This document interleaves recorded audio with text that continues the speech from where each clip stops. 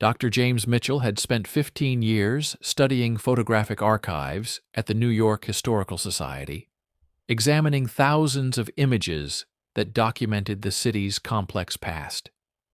Most days blended together in a quiet rhythm of cataloging, preservation, and research.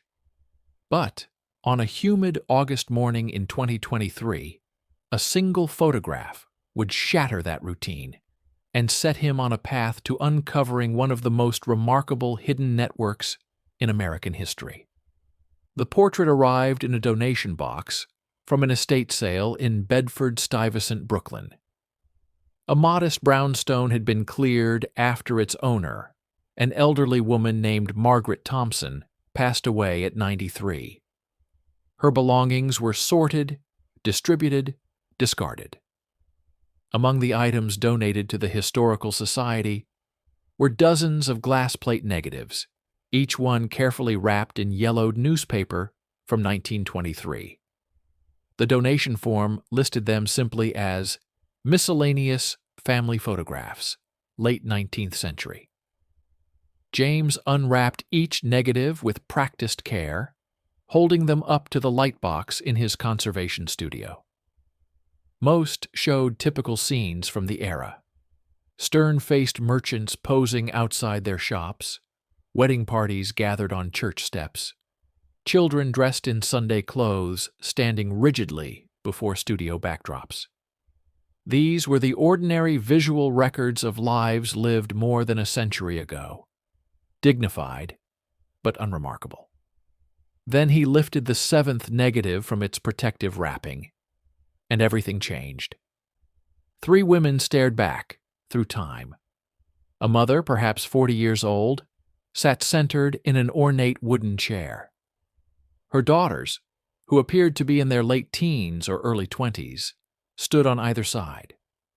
All 3 were African American, dressed in their finest clothes: high-collared dresses with intricate lacework, their hair styled with obvious care. The formal studio backdrop showed a painted garden scene, common for Victorian-era portrait photography. What stopped James cold was not the composition or the subject's dignified expressions. It was their hands. The mother's hands rested in her lap, fingers interlaced in an unusual pattern. Her right thumb crossed deliberately over her left, with her index and middle fingers extended while the others curled inward. The daughters each placed one hand on their mother's shoulders, their fingers arranged in similar, deliberate configurations. Each position looked too specific, too purposeful to be coincidental. James had examined thousands of Victorian-era portraits. Photographers of that period demanded absolute stillness during the long exposure times required by the technology. Subjects typically kept their hands folded naturally or resting on props. Every detail was intentional because movement meant blur, and blur meant a ruined, expensive photograph. These hand positions required conscious effort to maintain. They were messages, not accidents. He lifted his magnifying glass and studied the negative more carefully. In the bottom right corner, barely visible, someone had etched tiny numbers into the glass. NY892247. The precision suggested official documentation, a catalog system, something organized and deliberate. James photographed the glass negative with his high-resolution camera. That evening, back in his Upper West Side apartment, he could not stop thinking about what he had seen. He opened the digital file on his laptop, and the portrait filled his screen in startling clarity. The detail was remarkable for 1892. He could see the texture of the fabric, the small brooch pinned to the mother's collar, even the subtle differences in the daughter's features. But those hands held his attention like a magnet. He zoomed in until each finger filled the frame. The positioning was unmistakable. This was not random. The mother's right thumb crossed deliberately over her left, a gesture that required conscious effort during the exposure. Her extended fingers created a specific shape. The daughter's hands on her shoulders mirrored variations of the same theme. Fingers bent at precise angles, thumbs positioned with clear intention. James had studied Civil War photography, Reconstruction-era documentation, and early 20th century social reform movements. He knew that activists and underground networks often used visual signals, specific poses, objects placed in photographs. Even the way people stood could convey hidden messages to those who knew how to read them. The Underground Railroad had used quilts, songs, and symbols to communicate safely. Could this be something similar? But this photograph was from 1892, almost 30 years after the Emancipation Proclamation, 15 years after Reconstruction ended. What networks still needed secret codes in 1890s New York? What were these women trying to say? He texted his colleague, Dr. Sarah Chen, a specialist in African American history at Columbia University. Her response came within minutes. "Free tomorrow morning. What did you find?" James typed back, "Something that might rewrite what we know about post-Reconstruction activism in New York. Bring your sources on property rights and documentation struggles." The next morning, Sarah arrived at the Historical Society at exactly 9 o'clock, carrying a worn leather satchel filled with research materials. James had the portrait projected on the wall of the research room, larger than life.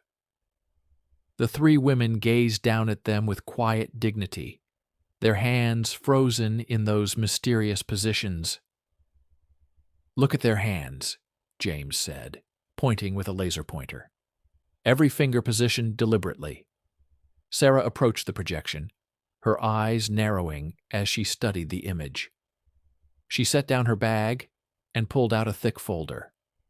After Reconstruction collapsed in 1877, African American families in the North faced a different kind of battle. Not slavery, but systematic exclusion. Property rights, inheritance, even proof of identity became weapons used against them.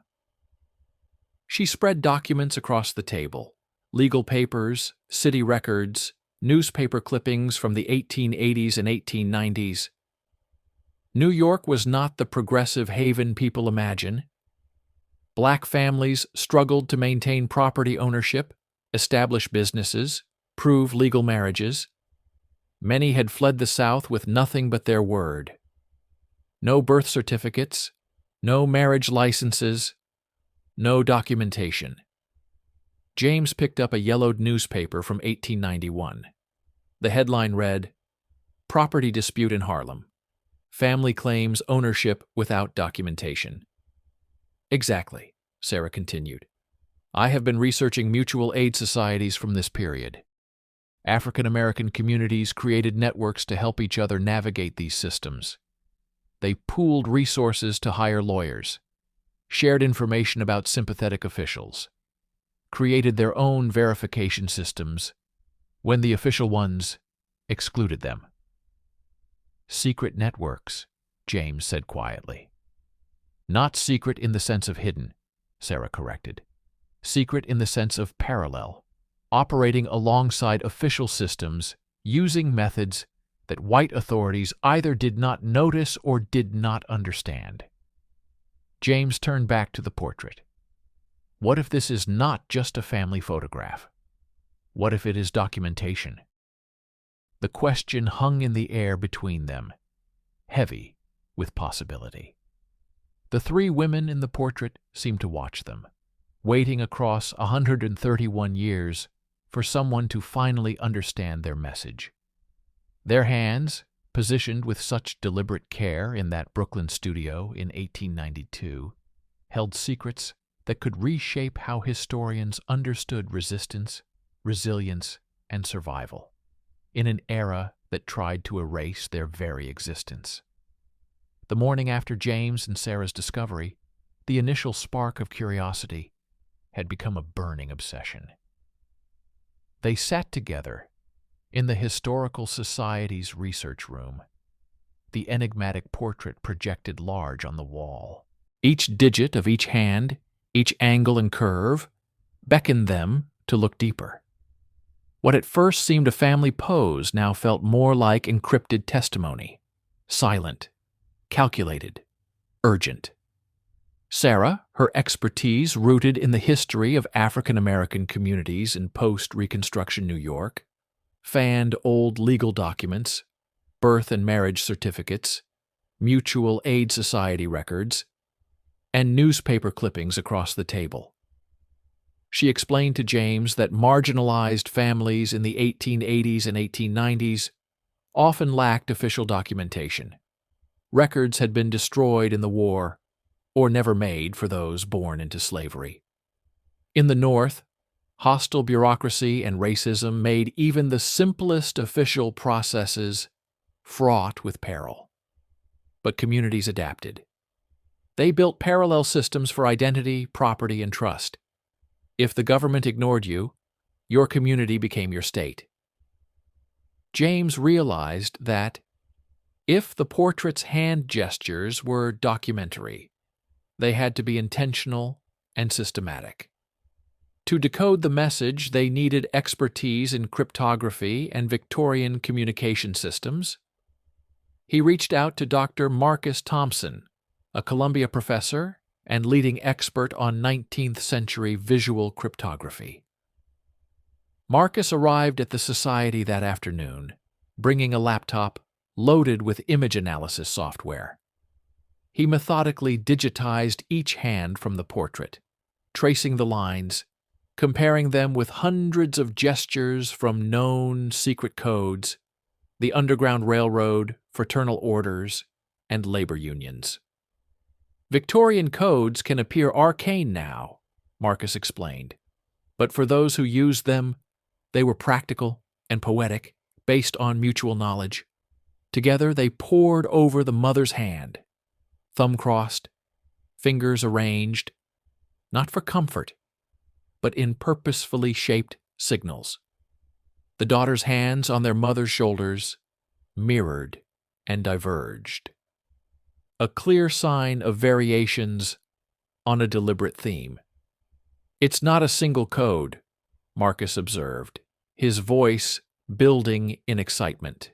It's a system, multiple signals, used in combination to indicate membership, needs, or roles. They scoured archives for similar images. 4 other portraits in the same box bore comparable hand arrangements. In one, a father's fingers intertwined in a repeated pattern as he held a Bible. In another, a trio of siblings linked pinkies, each bent at a distinctive curvature. Patterns emerged, always African American families, always photographed in studios in Brooklyn or Lower Manhattan between 1888 and 1896. Sarah hypothesized that the code wasn't about escape or navigation, like the legends of quilt codes, debunked or exaggerated by many historians, but about verification, documentation, and proof of identity inside systems that systematically excluded Black Americans. When the law denied you papers, she said, your photograph became your passport, your family was your witness, and your gesture was your seal. Marcus noted that coded photography made sense in a world where official records could be destroyed, lost, or dismissed in court. If you could prove that your photo was made by a trusted studio and that an initiated viewer could read the code in your hands or pose, your identity could be established without a single word. They looked up the photographer, Thomas Wright. The studio's records revealed a quiet activist, a white photographer, who welcomed Black and immigrant clients when most of his peers refused them or charged them triple. His studio's ledgers cross-referenced family names with coded numbers etched in his negatives. He had not been just a documentarian, but an ally, helping families position their hands according to a mutually understood system. As evening shadows lengthened in the archives, Sarah found the breakthrough. Cross-listing property court records and city directories. She repeatedly encountered the lawyer, Robert Hayes. Hayes had represented an extraordinary number of African American clients in property and inheritance cases during the 1890s. Time and again, his exhibits included formal studio portraits. In a letter from Hayes, archived among church files, he wrote explicitly, "The hand positioning system allows us to encode essential information that can be verified later." James sat back, stunned. They constructed an entire parallel documentation network. When the state refused to protect them, they made their own state and hid it in plain sight. Portraits that looked ordinary to outsiders concealed membership, status, legal roles, functioning as living transcripts on paper. Late that night, the team's excitement was tempered by awe. So many families, unnamed, unheralded, had quietly constructed a shield against systemic erasure. These portraits weren't just memories, they were battle standards.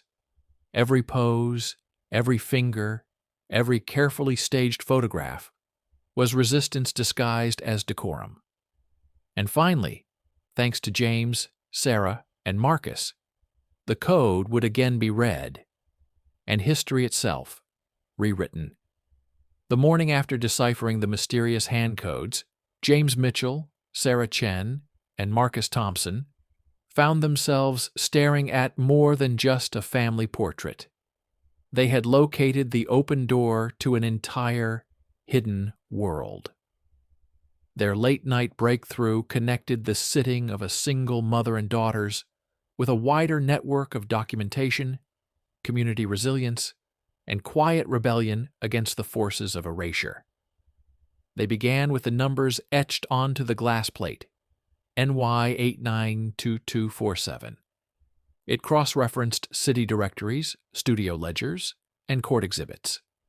Each clue pointed to the growing evidence that Thomas Wright's Brooklyn studio wasn't just a business. It was an unofficial headquarters for families left out of the state's records. For the next week, the trio pored over boxes of Wright's negatives, church registers, mutual aid society bulletins, and property cases across the 1880s and 1890s. Always the pattern was the same: black families, secret hand codes, and crucially, legal victories that shouldn't have been possible in a climate stacked against them. Sarah uncovered the first real breakthrough in a dusty folder of court filings: the 1893 Graham v. City of New York property dispute. A single studio portrait, presented by lawyer Robert Hayes, carried an affidavit confirming the identities of three women, the Graham sisters, through their coded pose and the certificate number etched in the negative. Hayes argued that their known use of community-verified portraiture stood as de facto proof where written records were lost or unconscionably denied. The judge accepted it, setting precedent for other families and breaking the lock that city bureaucracy had long held over black property ownership. James and Marcus realized the photographs had been circulated through churches and mutual aid groups, creating a decentralized shadow archive. Every image became both a dignified personal record and a coded family document, cross-verified by networks with their own unwritten rules. These networks were sophisticated. The Ladies' Aid Society, black-owned businesses, black-run schools, and even some sympathetic white church officials collaborated, weaving together a system that protected people from wrongful dispossession, draconian inheritance laws, and the everyday violence of bureaucratic neglect. As Marcus compared the nuances between hand codes, he discovered how certain gestures denoted marital status, parentage, or membership in a particular church, while others indicated the need for assistance, property claims, or safe passage between neighborhoods. It was not just a visual language, it was an encrypted communal lifeline.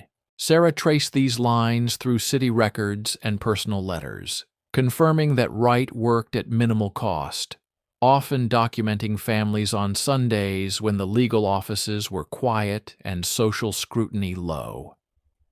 His photographs, far from just art or keepsake, became tickets to legitimacy, submitted to judges, clerks, realtors, and even the rare sympathetic police officer, as parallel papers. James unearthed testimony from a schoolteacher, Samuel Brooks, who saved children from forced removals by furnishing coded photographs that proved parentage or legal residence. One letter spoke of images that speak for us when the authorities will not, making clear that photography, a medium born to capture the world, had become in these circles the world's only reliable witness. As the researchers traced the impact of these shadow archives, they found the faces of the forgotten: seamstresses, dock workers, tutors, preachers, orphans, whose only formal record was their portrait, their hand spoken in a silent code, their legacy preserved in negatives, upon which an entire parallel citizenship was built. By the close of the chapter, James, Sarah, and Marcus realized their find was not only astonishing but necessary. It was a buried chronicle of how hundreds of families in 1890s New York outwitted a system designed to erase them. The portrait was a doorway into the untold history of resistance, a shadow archive that has silently survived for over a century, waiting for the world to finally read the language it had hidden in plain sight. With each photograph decoded, each code interpreted, a name began to emerge from the historical shadows: Eleanor Morrison.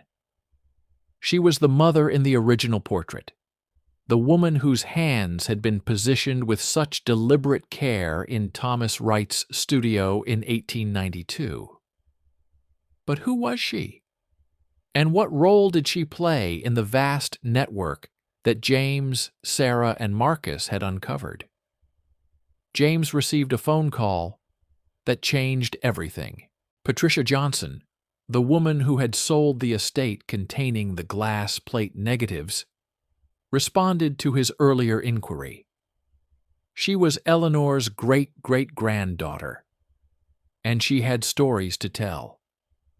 Patricia agreed to meet James and Sarah at the Historical Society the following afternoon, bringing with her a small wooden box that had been passed down through generations of women in her family. When Patricia arrived, she was a dignified woman in her 70s, carrying herself with the same quiet strength visible in Eleanor's century-old photograph. She placed the wooden box on the table between them and opened it carefully. Inside were treasures beyond measure: a diary written in Eleanor's own hand, letters exchanged with other network members, meeting minutes from the Ladies' Aid Society at Bethel Church in Brooklyn, and a small leather notebook filled with what appeared to be names, dates, and codes. "My grandmother told me Eleanor was special," Patricia began, her voice soft with emotion. "She said Eleanor helped families, that she knew how to navigate systems when no one else could. But we lost so much of the story over the years." Sarah handled the diary with reverence, opening to entries from 1890 through 1895. Eleanor's voice came alive on those yellowed pages. She wrote of families arriving from the South with nothing, fleeing violence, and Jim Crow laws, only to find northern cities nearly as hostile in different ways. She wrote of the constant struggle to prove identity, to defend property, to maintain dignity in a world designed to strip it away. One entry from March 1892 was particularly revealing. Had our portrait made today at Mr. Wright's studio. He is a kind man who understands what we are building. The girls were nervous, holding still for so long, but I told them this picture will matter. Someday, people will see what we did here, how we protected each other when no one else would. Eleanor had been born enslaved in Virginia. In 1852, she escaped north with her infant daughter Ruth during the chaos of the Civil War's final year, walking most of the way to New York. Her second daughter, Grace, was born free in Brooklyn in 1870. Eleanor supported her family as a seamstress, renowned for her skill with lace and fine embroidery. But her true calling was as a community organizer and advocate. The leather notebook revealed the scope of Eleanor's work. She had documented 73 families between 1888 and 1895, each entry containing a name, a coded number corresponding to Wright's studio system, and notes about their needs: property verification, marriage documentation, birth records for children, help navigating hostile city agencies. Eleanor was the connection point, the person who knew which lawyer to contact, which clerk might be sympathetic, which church could provide sanctuary or support. Robert Hayes, the lawyer whose name appeared repeatedly in court records, had worked closely with Eleanor. Letters between them showed deep mutual respect and careful strategic planning. Hayes would write, asking for families who needed legal representation, and Eleanor would respond with names and the corresponding photograph numbers from Wright's archive. In court, Hayes would present these photographs as evidence, arguing that community verification through the coded system was more reliable than official records that had been lost or deliberately destroyed. The network included remarkable individuals who took quiet risks every day. Samuel Brooks, a school teacher, helped families obtain proper documentation for their children so they could attend school and avoid being sent to exploitative work programs. Mary Chen, a clerk in the city property office, who was sympathetic to the cause despite not being African American herself, ensured that deeds and titles were properly filed when they arrived at her desk, protecting families from predatory lawyers who claimed their property was abandoned or unclaimed. Reverend James Washington at Bethel Church performed marriages and provided certificates when City Hall refused service. His church also served as a meeting place for the Ladies' Aid Society, which functioned as the operational center of the network. Under the guise of charitable work, providing food, clothing, and support to needy families, the society actually coordinated documentation efforts, matched families with resources, and maintained the shadow archive that paralleled and often superseded official records. Thomas Wright himself was a fascinating figure. Born in Massachusetts in 1851, he had trained as a photographer in Boston before moving to New York in 1887. His studio welcomed all clients at equal rates in an era when most white photographers either refused black customers entirely or charged them triple. Wright understood photography as a tool for dignity and justice. He worked Sundays and evenings at reduced cost for families who needed documentation. He developed the hand positioning code in consultation with Eleanor and other network leaders, creating a visual language that could encode essential information while appearing innocent to hostile authorities. The risks these individuals took were very real. Samuel Brooks was arrested in 1895 on charges of falsifying documents when he helped a family prove their children's birth dates for school enrollment. The charges were eventually dropped due to lack of evidence, but the threat was clear.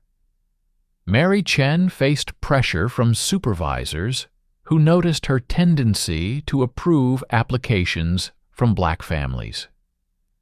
Reverend Washington received threats from white supremacist groups who objected to his church's activism, yet they persisted.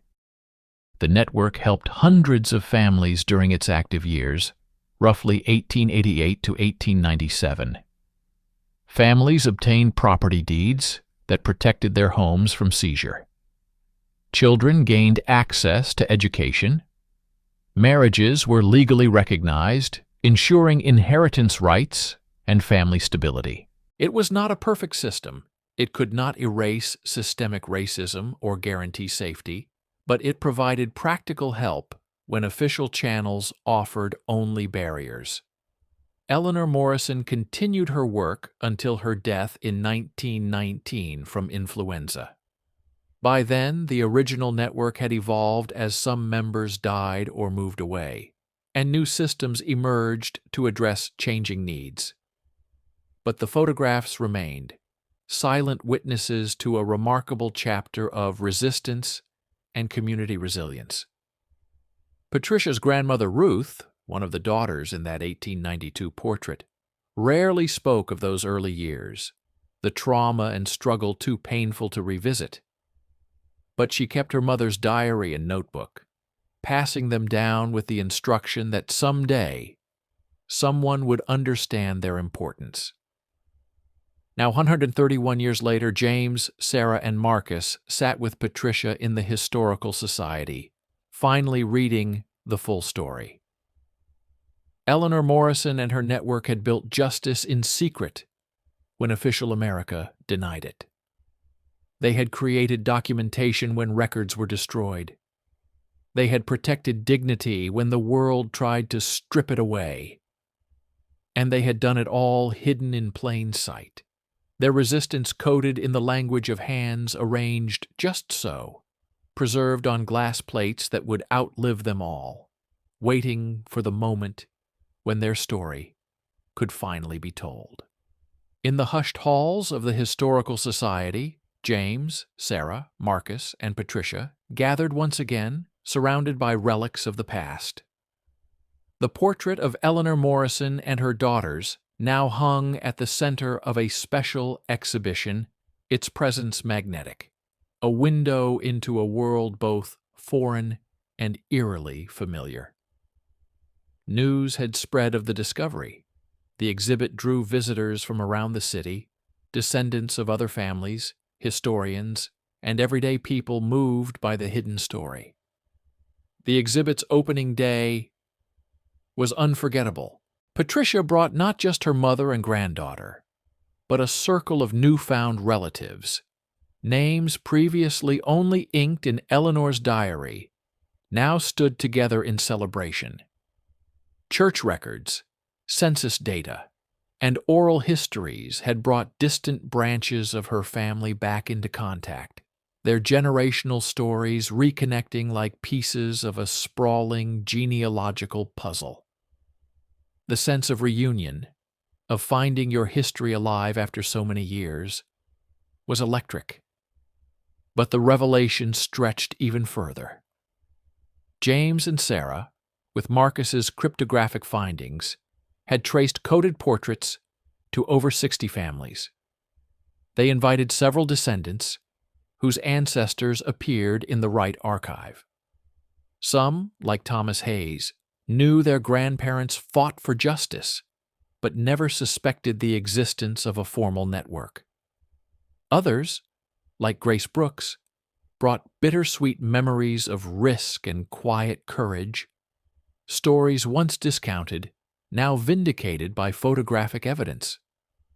The most powerful moment came when many of these visitors recognized features, mannerisms, or family stories in the faces and letters displayed. The past was suddenly tangible. Grandchildren and great-grandchildren whispered about seeing the same hand gestures, sewn into old photographs, or passed down in old family rituals. The code wasn't only resistance, it became heritage. Reporters and documentarians flocked to the exhibition. The New York Times covered the story with the headline, "Hidden in Plain Sight: How Post-Reconstruction Activists Built a Secret Documentation Network." Scholars from around the country contacted James with parallel cases from Philadelphia, Boston, and Chicago, confirming this was not an isolated strategy, but part of a broader, largely forgotten movement of Black mutual aid and self-documentation. For Patricia, the legacy was felt in a more intimate key. She watched her granddaughter stand in awe before Eleanor's portrait and the glass plate negative, reading the diary and the notations Eleanor had left for Descendants. "We build for each other what the state will not give." It was a gesture of fierce love, a mother's determination to outwit injustice so her children and grandchildren could thrive. The legacy of Eleanor Morrison and the network reached beyond family lines or Black history alone. It exposed the quiet ingenuity and bravery with which marginalized Americans responded when the law itself turned hostile. The photographic code, invisible to most, had become a lifeline, stretching across generations. A legacy encoded in glass, rituals, and the language of survival. Every hand posed, every picture staged, was a thread in a vast, unseen fabric of community solidarity. In the exhibition's final room, a guest book filled with emotional messages. "Thank you for giving us back our stories. I see my own grandmother in these images. This is our history, never forgotten." Children traced the intricate poses with their own hands, asking questions that sparkled with curiosity and unexpected pride. James, Sarah, and Marcus understood then that history isn't just what is written in official records, but what is whispered from generation to generation, in secrets and gestures that last long after those who originated them are gone. As the exhibit closed that night, Patricia wrote one last reminder in the book. "When the world tries to erase us, we leave evidence, even if it takes 100 years for someone to see it. That is the enduring power of the portrait and the people who made it. Through ingenuity, symbols, and relentless hope, they reached out across time and reclaimed their place in the American story, proving that even in silence, the past can speak louder than any erasure."